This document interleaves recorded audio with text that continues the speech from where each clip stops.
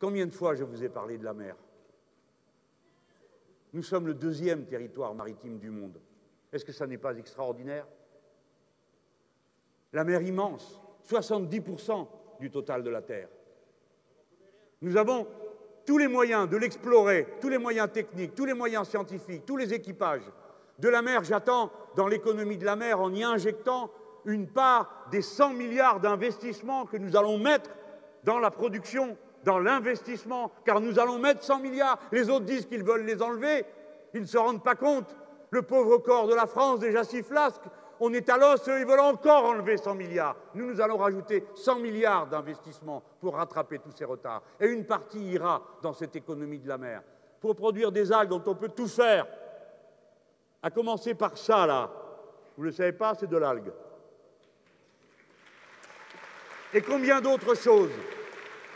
Prendre l'énergie de la mer. Vous voulez sortir du nucléaire, vous ne pouvez pas le faire en éteignant la lumière, vous le savez comme moi. Par conséquent, il faudra construire et fabriquer des énergies. Il nous faut 100% d'énergie renouvelable. Et pour ça, nous avons dans la mer une réserve immense. Elle contient 75 fois toute l'énergie dont nous avons besoin sur Terre. Par conséquent, il n'y a pas d'autre limite que notre capacité à investir.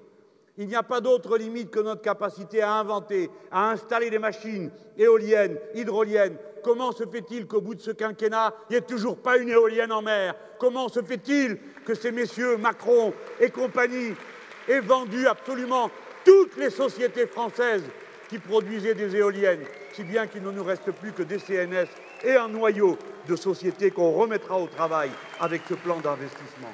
Comment se fait-il que nos voisins en soient capables et pas nous? Pourtant, il faut que d'ici à 2030, nous ayons l'équivalent de 15 réacteurs nucléaires. L'équivalent de 15 réacteurs nucléaires par l'énergie que nous tirerons de la mer. Ce sont des milliers et des milliers d'emplois à la clé. Il y a aujourd'hui 300 000 personnes qui travaillent dans l'économie de la mer. Nous avons discuté avec le cluster maritime, qui est composé de gens dont beaucoup ne sont pas du tout de mon avis, mais assez, beaucoup, je veux dire tous, mais qui sont d'accord sur un point. Si on s'y met, ce sont 300 à 400 000 emplois de plus qui peuvent venir. Par cela même qu'on aura décidé de faire ces investissements. Voilà une démonstration qui vous montre comment on peut faire vivre l'économie de demain sans continuer à assassiner à petits pas la planète, mais au contraire en lui permettant de se reconstituer. La France doit montrer l'exemple. Elle doit être à la tête, à l'initiative, pleine d'imagination. Elle vient de produire, vous le verrez le 30 mars prochain, un document qui est l'équivalent de l'encyclopédie de Diderot au XVIIIe siècle, qui avait tant révolutionné les esprits.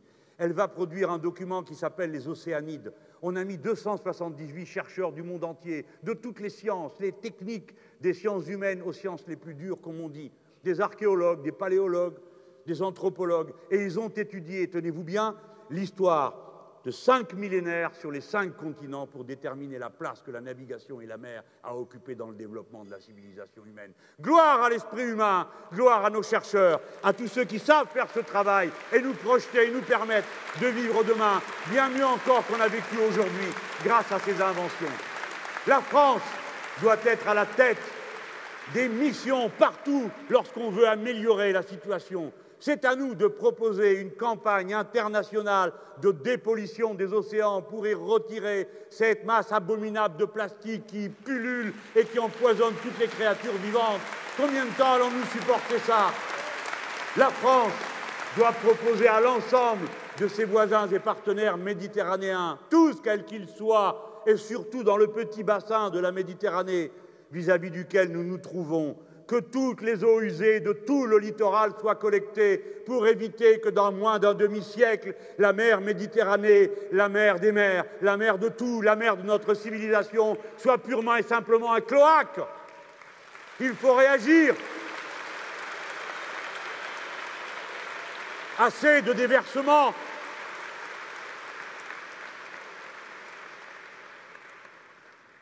Sur ce thème, je ne peux finir sans vous dire qu'une fois de plus, vous autres, vous avez une bataille à mener, avec moi bien sûr. C'est contre la privatisation. Vous ne le savez pas. Il y a une autorité qui répartit le droit de sonder le fond des mers. C'est une autorité internationale tout à fait respectable. 25 brevets ont déjà été accordés pour faire des trous partout. Le dernier, c'est à l'Inde. On fait des trous. On ramasse des effluves soufrés qui sont plus riches en minéraux que tout le reste. Ils sont là tous. L'entrée en mer s'est faite avec nos méthodes de sauvage qui sont celles du capitalisme. Prendre, conquérir, s'emparer, faire de l'argent avec tout ce qu'on voit, tout ce qui bouge. Il nous faut absolument qu'un tribunal écologique international soit disponible pour que lorsqu'une plainte veut être déposée, elle puisse l'être auprès de quelqu'un. Parce que sinon, ils feront ce qu'ils voudront et nous dépendrons seulement d'une autorité dont vous savez qu'elle sera comme toutes les autres, assaillie par les lobbyistes. Il le faut. Et la France doit être, combien de fois l'ai-je dit dans des réunions sur ce thème, à l'initiative d'un mandat international de l'ONU.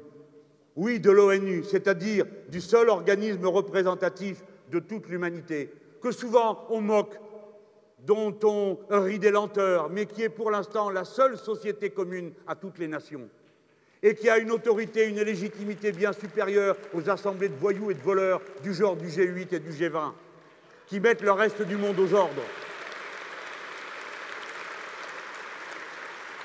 Il faut qu'il y ait un traité international sur les eaux profondes. Vous savez que jusqu'à présent, nous avons des zones exclusives économiques. C'est à nous, rien qu'à nous. Les uns, les autres, chacun. Il y a des endroits où on ne sait pas. C'est une source de guerre. À mesure que le pôle fond, vous avez peur parce que le pôle fond, eux, ils sont dans leur bateau en train de voir qui va prendre le fond avant l'autre. Voilà ce qui se passe en ce moment. Voilà les tensions entre la Russie, la Norvège, les États-Unis, combien d'autres pays qui sont là autour. À qui est le fond? À qui est-ce qui se trouve là? Et pendant ce temps-là, nous, on parle d'autre chose. On ne sait pas que le XXIe siècle est en train de refaire sa carte sur le fond des mers et que nous sommes une grande puissance. Pas pour nous-mêmes, mais que nous devons être les héros qui marchent devant et parlent au nom de toute l'humanité. C'est ça notre force. Alors, qu'est-ce qu'on va faire? Il faut qu'on ait un traité international sur les eaux profondes. Ça s'appelle en droit res nullus aujourd'hui. Ça appartient à personne.